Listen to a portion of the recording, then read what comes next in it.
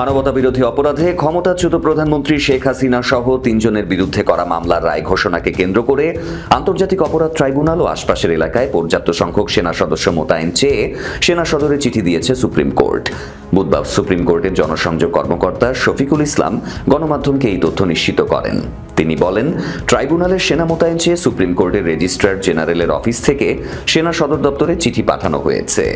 এর আগে এই মামলায় রায়ের তারিখ ঘোষণাকে কেন্দ্র করে গত বৃহস্পতিবারও সেনা মোতায়েন করতে চিঠি দেওয়া হয়েছিল সুপ্রিম কোর্ট প্রশাসন থেকে। সেই অনুযায়ী সেনাও মোতায়েন করা হয়েছিল সুপ্রিম কোর্ট ও ট্রাইব্যুনালে। দেশের বর্তমান পরিস্থিতি ও মামলাটির সংবেদনশীলতার কারণে আন্তর্জাতিক অপরাধ ট্রাইব্যুনাল ও সুপ্রিম কোর্ট এলাকায় যে কোনো প্রকার অপ্রীতিকর ঘটনা ঘটতে পারে। আইন শৃঙ্খলার অবনতি বা নিরাপত্তা বিঘ্নিত হওয়ার আশঙ্কা আছে। এর পাশাপাশি আইন শৃঙ্খলা পরিস্থিতি স্বাভাবিক রাখতে ঢাকা সহ 4 জেলায় বিজিবি মোতায়েন করা হয়েছে। মানবতাবিরোধী অপরাধের মামলায় শেখ হাসিনার পাশাপাশি এই মামলার অপর 2 আসামি সাবেক স্বরাষ্ট্রমন্ত্রী আসাদুজ্জামান খান ও পুলিশের সাবেক মহাপরিদর্শক চৌধুরী আব্দুল্লাহ মামুন।